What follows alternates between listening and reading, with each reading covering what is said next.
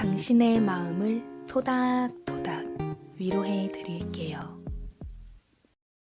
제가 오늘 가지고 온 책은 협찬을 받을 수 있는 책들이 꽤 있는데요. 그 중에서 제가 자주 안 받아요, 사실은. 근데 정말 제가 보고 싶었던 책을 마침 협찬을 해주신다고 하셔서 냅다 신청을 했어요. 제목이 유머라면 유대인처럼입니다. 탈무드예요. 탈무드 내용 중에서 좀 재미있는, 센스 있는 그런 탈무드를 모아놓은 책이라고 하길래 제가 사실 이런 책을 굉장히 찾고 있었거든요. 유대인들은 밥상머리에서 특히 저녁에 엄마, 아빠, 자녀들이 함께 모여서 늘 탈무드 한 편을 읽고 이야기를 나눈다고 하잖아요. 밥을 먹으면서. 그러니까 밥 먹으면서 휴대폰을 본다거나 쓸데없는 얘기를 하는 게 아니라 늘 같은 말을 하는 게 아니라 이렇게 주제를 가지고 생각할 거리를 가지고 함께 토론을 하는 그런 분위기로 인해서 가족 간에도 화합이 생기고 서로를 더 잘 이해하거나 서로에게서 배운다거나 그럴 수 있는 장이 있는 거죠. 자연스럽게 부모도 자식을 존중하고 자식들도 부모에게서 지혜를 배워갈 수도 있고요.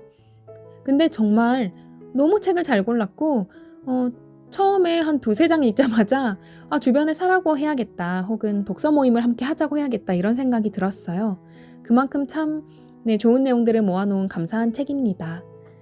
그 중에서 한 3편 정도 오늘 읽어볼까 하는데요.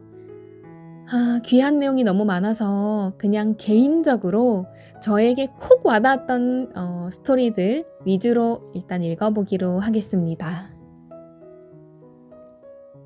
첫 번째 이야기는 8페이지에 있는 너무 늦은 깨달음입니다. 이 책이 다른 탈무드 책들과의 차별점이 있는데요. 짧은 탈무드 스토리 앞에 짧은 인사이트가 붙어 있어요. 2줄 내외로 해서 저자께서 이 편집자께서 따로 이 해당 글에 좀 더 도움이 될 만한 다른 글을 붙여 넣는다든가 혹은 여기서 배워야 할 포인트 같은 거를 짚어주셨는데요. 굉장히 도움이 됩니다. 네. 좋은 것 위에 좋은 게 또 하나 더 덧붙여져 있는 그런 느낌이에요. 이 너무 늦은 깨달음이라는 제가 이야기를 먼저 읽을 건데요. 먼저 인사이트 읽어드릴게요. 다른 사람에게 인생을 조언할 때 틀리다고 말하지 말고 다르다고 말하라. 입술의 30초가 가슴의 30년이 되기도 한다. 말 한마디가 누군가의 인생을 바꾼다. 본문 들어갈게요. 약간의 땅과 암소 몇 마리를 키우면서 행복하게 살고 있는 농부가 있었다. 어느 날 도시에서 의사로 일하고 있는 사촌동생이 농부의 집에 놀러왔다. 사촌동생은 농부가 지금까지 듣도 보도 못한 물건들과 도시 생활의 편리함에 대해 자랑을 늘어놓았다. 처음에 신기해서 귀를 기울이던 농부는 이내 서글퍼졌다. 자기만 총구석에서 공산맞게 살고 있다는 기분이 들었다.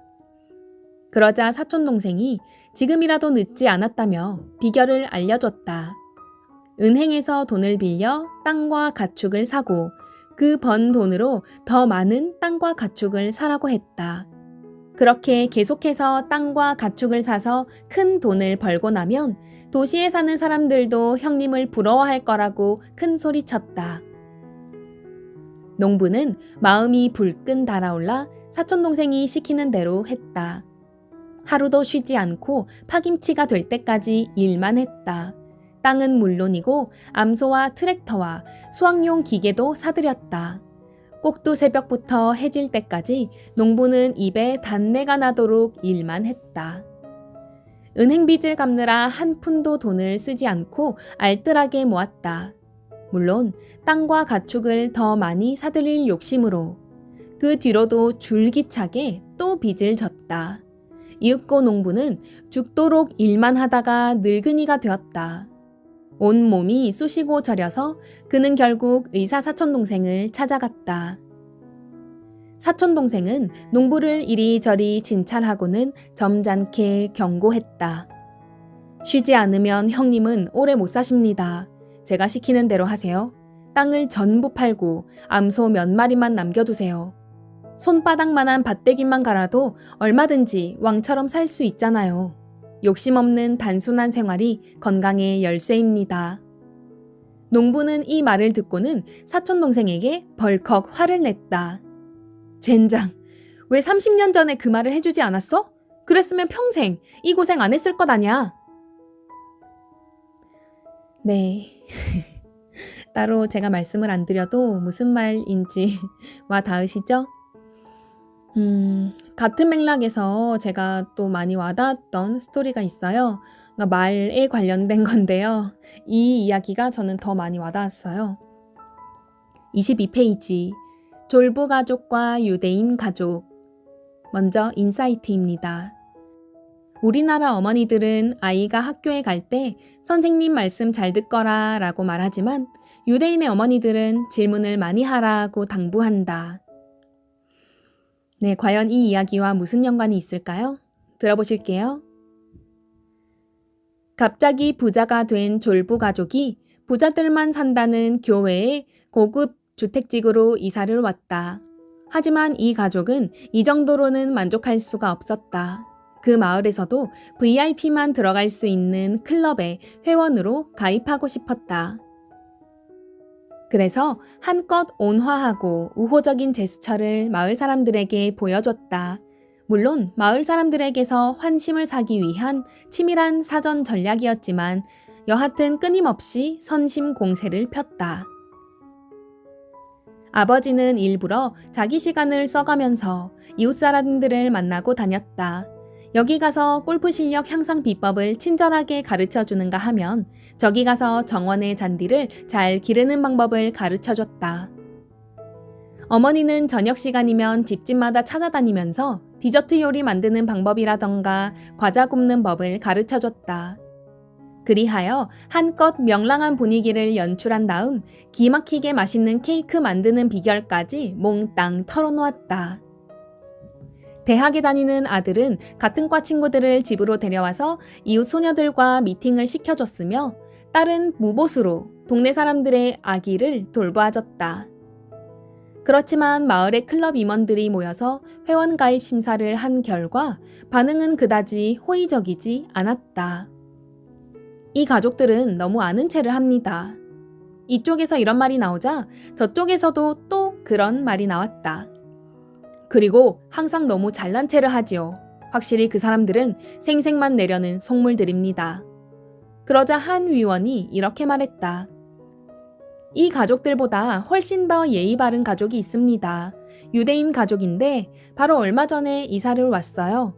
제가 그 집 남자를 좀 만나봤는데 저한테 자기네 장미에 대해서 조언해달라고 하더군요. 좀 소심하긴 해도 점잖은 가족이라고 생각합니다.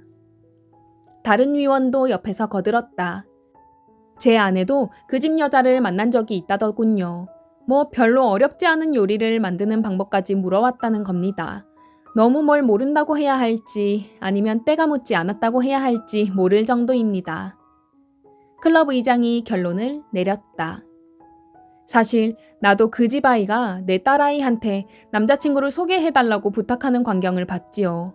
우리 클럽에 가입시키는 게 좋은 일이겠군요. 그리하여 졸부 가족의 입회 신청은 거부되었고 유대인 가족은 클럽 회원들의 전폭적인 환영을 받으면서 가입되었다. 제가 개인적으로 많이 와닿았던 이유는 좀 부끄러운 고백이 될 수도 있기는 한데 제가 이러고 있는 것 같아요. 뭐 사실 제 주제 파악도 잘 안 되고 제가 아는 거, 배운 거, 깨달은 거 그때그때 사실 그래봤자 잠깐이고 실제로 실천을 해내는 것도 아닌데 주변에 너무 가르쳐주고 싶은 그 욕구가 되게 컸거든요.